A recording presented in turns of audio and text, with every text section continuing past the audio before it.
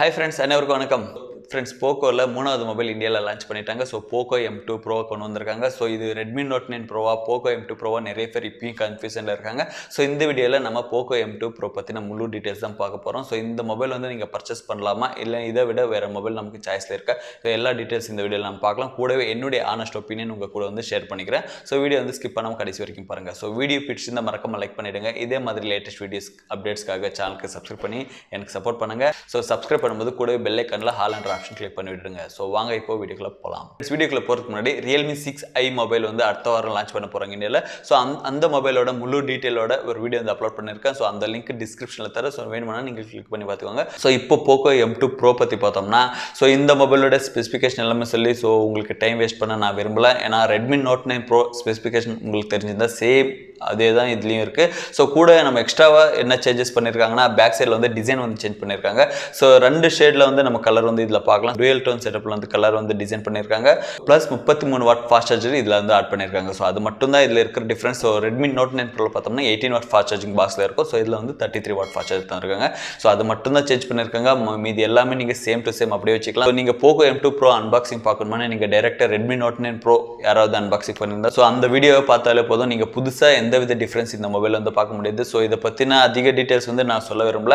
ஆனா POCO branded நினைச்சதான் ரொம்ப டிசப்பாயிண்டா இருக்கு. சோ அவங்க POCO F1 வந்து எந்த லெவல்ல கொண்டு வந்தாங்க, எந்த மாதிரி ப்ராசஸர் எந்த பிரைஸ்ல வந்து லான்ச் பண்ணாங்க இந்தியால. சோ அதுக்கு அடுத்து POCO X2 இந்தியால லான்ச் பண்ணாங்க. சோ அது Redmi K30 ரீபிராண்டட் வெர்ஷன் இந்தியால கொண்டு வந்தாங்க. சோ இப்போ POCO M2 Pro வந்து Redmi Note 9 Pro ரீபிராண்டட் வெர்ஷனை தான் லான்ச் பண்ணிருக்காங்க. ஆனா POCO தரப்புல அவங்க அனௌன்ஸ் பண்ணது வந்து POCO X2க்கு சக்சஸரா தான் இந்த POCO M2 Pro வந்து லான்ச் பண்ண போறோம் அப்படின்னு சொன்னாங்க. சோ அவங்க சொன்னதும் நான் எதிர்பார்த்தது வந்து டிஸ்பிளேல வந்து ஏதாவது சேஞ்சஸ் பண்ணி கொண்டு வருவாங்கன்னு பார்த்தேன். ஏன்னா POCO X2 120 Hz ரிஃப்ரெஷ் ரேட்டோட லான்ச் பண்ணாங்க. சோ இதுல அட்லீஸ்ட் 90 Hz ஆவது கொண்டு வருவாங்கன்னு எதிர்பார்த்தேன். சோ அது வந்து ரொம்பவே டிசப்பாயிண்ட் ஆயிடுச்சு. அட்லீஸ்ட் டிஸ்பிளேல கூட சேஞ்சஸ் பண்ணல. ஆனா இந்த மொபைல் வந்து எதுக்கு இப்போ லான்ச் பண்ணாங்க தெரியல. ஏன்னா Redmi Note 9 Pro லான்ச் பண்ணும்போது நமக்கு 13,000 ரூபாய்க்கு தான் லான்ச் பண்ணாங்க. சோ அதுக்கு காம்படிட்டர் தான் இந்த POCO M2 Pro கொண்டு வந்திருக்காங்க தவிர வேற எந்த வித சேஞ்சஸ் அவங்க பண்ணல. சோ POCO பிராண்டுக்கான அந்த நம்ம எதிர்பார்க்குற அளவுக்கு இதுல சொல்லிக்கிற அளவுக்கு எந்த வித ஸ்பெசிஃபிகேஷனும் எக்ஸ்ட்ராவே ஆட் பண்ணல. சோ இதோட ஸ்பெசிஃபிகேஷன் மேலோட்டமா பார்த்தோம்னா 6.67 இன்ச் ஸ்கிரீன் சைஸ்ல IPS LCD டிஸ்ப்ளே தந்திருக்காங்க. கூடவே 60 Hz ரிஃப்ரெஷ் ரேட் இருக்கு. So Full HD Plus support இதுல பார்க்கலாம். சோ இதுல சொல்ல வேண்டிய முக்கியமான விஷயம் பார்த்தோம்னா Gorilla Glass வந்து ஃப்ரண்ட் அண்ட் பேக்ல தந்திருக்காங்க. சோ ப்ரொடெக்ஷன் வைஸ் வந்து நமக்கு ரொம்பவே நல்லா இருக்கும் இந்த மொபைல். சோ இந்த மொபைலுக்கு நான் எந்தவித குறையும் சொல்ல விரும்பல.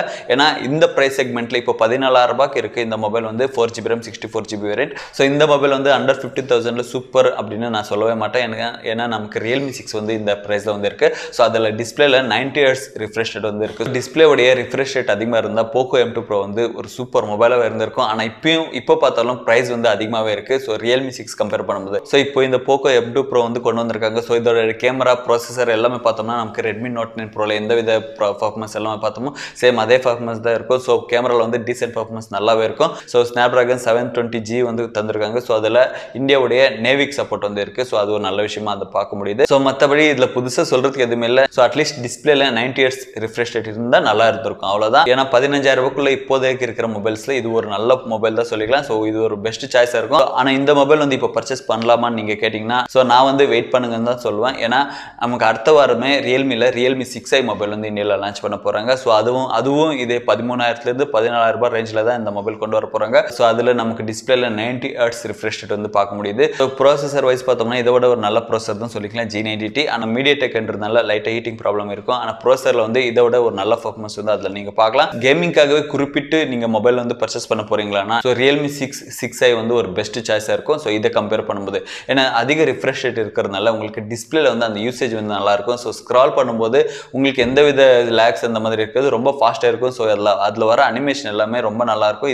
இந்த மொபைல் வந்து கம்பேர் பண்ணும்போது ஒரு வாரம் வெயிட் பண்ணா Realme 6i வந்து லான்ச் பண்ண போறாங்க. சோ அதோட பிரைஸ் கம்பேர் பண்ணி சப்போஸ் இதோட கம்மியா வந்தா இல்லைன்னா இதே பிரைஸ் செக்மெண்ட்ல வந்தாலும் நமக்கு Realme 6i வந்து ஒரு பெஸ்ட் மொபைலா இருக்கும். சோ அதுதான் என்னுடைய கருத்து சொல்றேன். ஆனா இதுல வந்து எந்தவித ஃபால்ஸும் நான் சொல்ல விரும்பல. சோ நான் என்ன சொல்ல வரேன்னா இதோட ஒரு நல்ல மொபைல் வந்து இதே பிரைஸ் செக்மெண்ட்ல வரப்போகுது போகுதுன்னு தான் சொல்கிறேன். ஸோ ஒன் டைம் நம்ம மொபைல் வாங்கினா ஒரு 2-3 வருஷம் வந்து யூஸ் பண்ணுவோம். ஸோ டிஸ்பிளேல வந்து இப்போ வந்து அப்கிரேட் பண்ணியிருக்காங்க எல்லா மொபைல்ஸும் 90 ஹெர்ட்ஸ் ரிஃப்ரெஷ் ரேட் 120 அந்த மாதிரி அப்கிரேட் பண்ணியிருக்காங்க.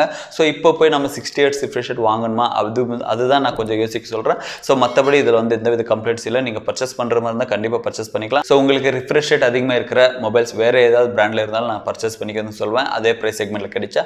ஆனால் இந்த மொபைல் வந்து எந்தவித கம்ப்ளைண்ட்ஸ் இல்லை. ஸோ நீங்கள் ரெட்மி நோட் 9 ப்ரோவில் எந்தவித பர்ஃபார்மன்ஸ் பார்த்தீங்களோ அதே வந்து நீங்கள் எதிர்பார்க்கலாம். ஆனால் போக்கோ பிராண்டில் என்னுடைய எக்ஸ்பெக்டேஷன் பார்த்தோம்னா ஸோ போக்கோ F1ல எந்த மாதிரி எதிர்பார்த்தோமோ ஸோ அந்த மாதிரி மொபைல் தான் நம்ம போக்கோவில் எதிர்பார்க்குறோம். ஸோ இந்த மாதிரி ரீபிராண்டட் மொபைல்ஸ் வந்து எங்களுக்கு தேவையில்லை. ஃப்ரெண்ட்ஸ், இதுதான் என்னுடைய கருத்து இந்த போக்கோ M2 Pro மொபைல். உங்களுடைய கருத்து ஏதாவது இருந்தால் ப்ளீஸ் மறக்காம கமெண்ட் செக்ஷனில் மென்ஷன் பண்ணுங்க. ஸோ இந்த மொபைல் பற்றி உங்களுக்கு ஏதாவது டவுட்ஸ் இருந்தால் ஏதாவது கொஸ்டின்ஸ் இருந்தால் மறக்காம கமெண்ட் செக்ஷனில் மென்ஷன் பண்ணுங்க. நான் வந்து கண்டிப்பாக உங்களுக்கு ஆன்சர் பண்ணுறேன். ஸோ வீடியோ பிடிச்சிருந்தா லைக் பண்ணுறது மறக்காதீங்க. ஸோ இதே மாதிரி லேட்டஸ்ட் வீடியோஸ்க்கு சேனலுக்கு சப்ஸ்கிரைப் பண்ணி எனக்கு சப்போர்ட் பண்ணுங்க.